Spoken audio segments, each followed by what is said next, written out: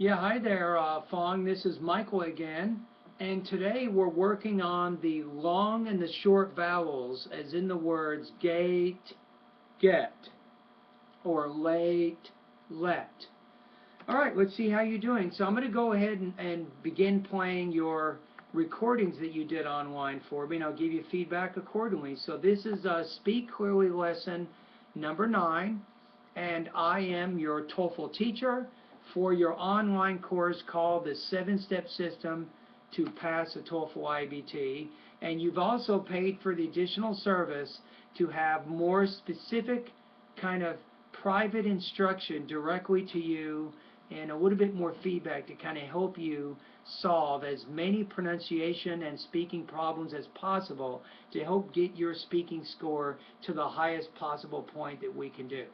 And keep up the good work. I like how consistent you are. You practice every day, and that's one of the keys to improving your speaking and pronunciation of American English. Let. Okay, let's go to the beginning. Here we go. Gate. Get. Good. Late. Let. Made. Met. Blade. Bled. Then. Bait. Bet. Wait. Wet. Men. Pen. Okay, be careful about these two. These are tough for you, but main, men, pain, pen. You're still doing that same song. I know that it's spelled AI, but it's still A, main, pain. Can. Okay, so you're in pretty good shape here. You kind of understand the difference. You're not having any major problems with this. Let's go to the next exercise. Indiscrimination. They. Stand. May. Play. Gain. Yes. Say. Pam. Plan. Cleanse. Eight. And. Spend. Vet. Yet. Hem. Pens. Pent. Came. Okay, this area I'm not worried too much about. The listening discrimination parts of the video, don't worry about those things. I'm interested in the listening where you're reading the pairs of words, and then the voice recording exercise number 1 and the voice recording exercise number 2. That's more what I'm interested in having you do right now in terms of what I'm listening to. Voice recording exercise 1. This is what you want to focus on for me right now. I'm interested in you completing these 2 voice recording exercises for me and having me listen to those things. Of course, reading lies in the sister embellishing selected statements from the reading with details that make the generalization appear more accurate than they are. So which make the generalizations appear more accurate than they are. Number 2, both children played the keyboard, but Wolfgang became a violin virtuoso as well. So we'd say the word virtuoso, violin virtuoso. Number 3, the sun has been fusing hydrogen into helium and hence providing us with its radiant energy for 4.5 million years, and it is expected to continue to do so for another 3 to 4 billion years more. 4. While the Romance family illustrates well the concept of a language family, it is also highly unusual in that the ancestral language Latin was a writing language that has left us copious records. So the one word in there, it's more written, not written, but written language that has left us copious records. 5.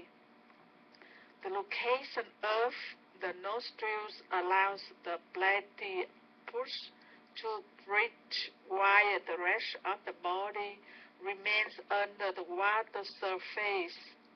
Okay, I would say the stress is on more surface, so stress on that first syllable, not the second. Okay, now let's read them together. Now you might want to go to the video to read these sentences. I want you to read with me at the same pace. Number 1. The success of cold reading lies in the sitter embellishing selected statements from the reading with details that make the generalizations appear more accurate than they are. 2. Both children played the keyboard, but Wolfgang became a violin virtuoso as well. Number 3.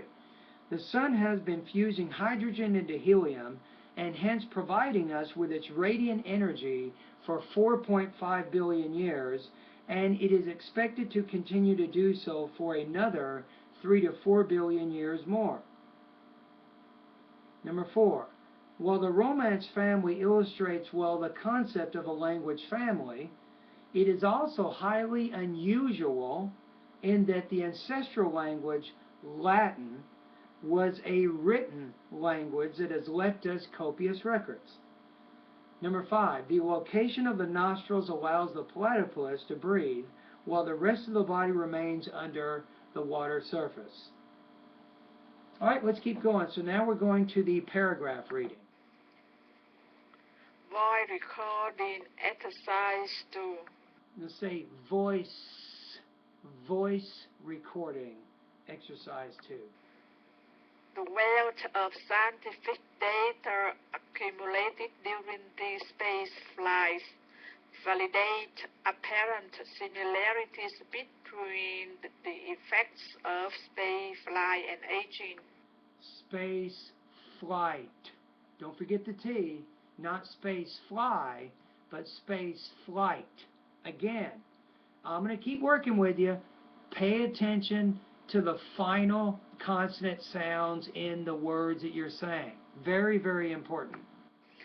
Glenn will be a test subject for specific investigations which mimic the effect of aging, including loss of muscle mass and bone density, disrupted sleep patterns, a depressed immune system, and loss of balance.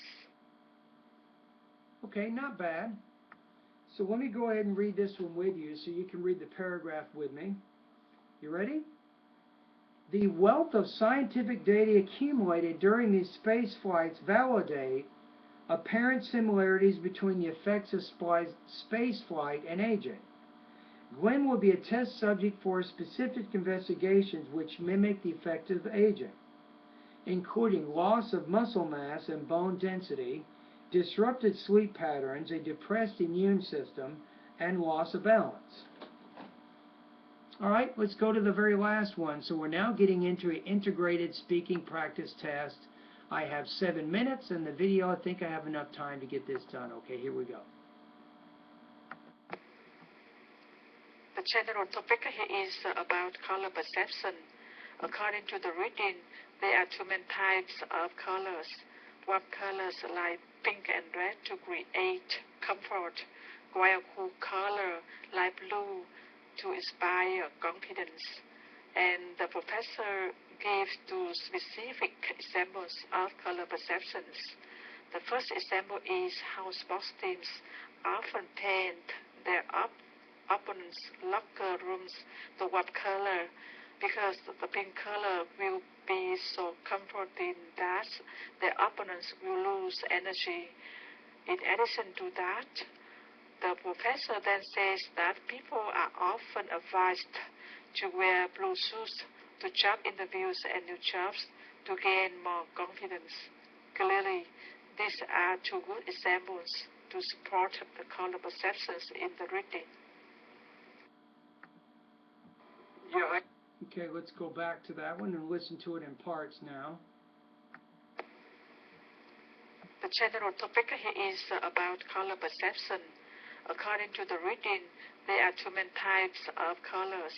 Warm colors like pink and red to create comfort, while cool color like blue to inspire confidence. And the professor gives two Probably a little too much information in the beginning there. Just, you can say something like the reading passage discusses different types of colors and their perceptions. And the professor gives two examples to illustrate the idea of color perception or whatever. And then get into, maybe right after that, discuss for maybe 5 or 6 or 10 seconds, discuss a little bit about the reading, then get into the lecture. examples of color perceptions. So it looks like you understand what the connection is between the two sources. So the professor is giving two examples to help illustrate what was mentioned in the reading. So it's good you pointed that out. The first example is how sports teams often paint their up. You want to say sports teams. Not sports teams, but sports teams. When you have a compound noun, put equal stress on both nouns. Opponents, locker rooms. You want to say opponents, not opponents, but opponents. So you're having some word stress issues in the speech. Again, sports teams, opponents. The what color? Because the pink color will be so comforting that their opponents will lose energy. So you want to say that so that their opponents will lose energy. When you use the word comforting, stress on the first syllable. In addition to that. In addition, I would say in addition to that. In addition. The professor then says that people are often advised to wear blue shoes to job interviews and new jobs to gain more confidence. Clearly, these are two good examples. I would say not this, but these are. I think that you said this. Let's go back. To gain more confidence. Clearly, these are two good. No, say these are two good examples. So when you use this, you use it to introduce singular ideas. When you say those or these, you're introducing plural ideas. To support the color perceptions in the reading. Okay, now let's take a look at what we have. Now I got almost just 2 minutes left on the video here, and I got to stop talking. Okay, let me go back to the rubrics for just a minute. Let's go to the integrated speaking rubrics, and let's check out your score.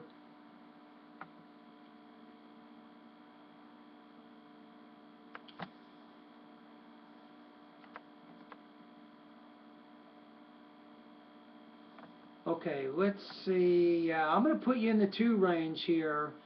I think that you had some problems, I think, with really stress. Stress is a killer for you. Opponents, right? That was a tough word for you. Even the word comforting. So you had some word stress problems. You had problems with the word in addition. You also had a few grammar and some language use issues in the speech. Topic development was, I think, pretty good, other than maybe your introduction in the beginning maybe was a little bit too long and a little bit too specific. So probably consider a more general way of setting up the information from the reading and the lecture, and then you can spend some time talking about the reading and the rest of the time, of course, discussing the lecture. So I'm going to put you at 2.16 out of 4, or 17 points out of 30 on this particular speaking task because of some problems with your delivery and some problems with your grammar and your language use.